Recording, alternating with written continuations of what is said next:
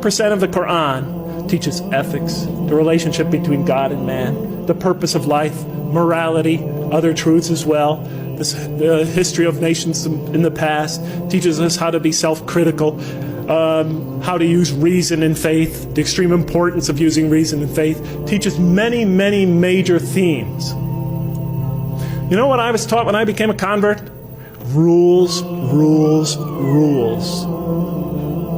If I hadn't studied this religion myself and entered this religion and all I received were rules, rules, rules, I would have left it the next day. Thank God I read the Quran first. If we're going to draw these indigenous people, our own children, that second, third, and fourth generation, those converts and non-Muslims into this religion, let us begin by following the model established by God himself through his prophet Muhammad. Peace be upon him. As he once said to Mu'adh bin Jabal on his way to take the dual leadership of the community in Yemen, he said,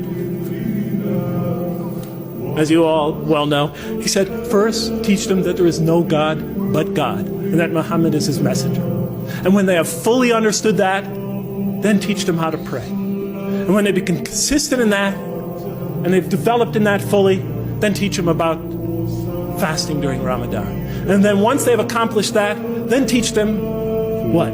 About paying zakat and making the hajj. And so forth and so on. He said, make things easy for people and do not make them difficult, and inform them of the glad tidings and do not repulse them. I mean, you've all heard it before. You've all heard it before. Do we practice that here?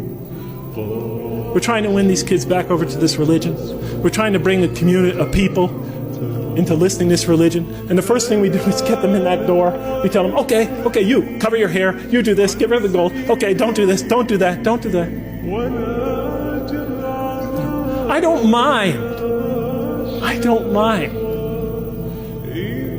telling the people what are the Muslim behaviors or whatever, but that's become we are obsessed with only that.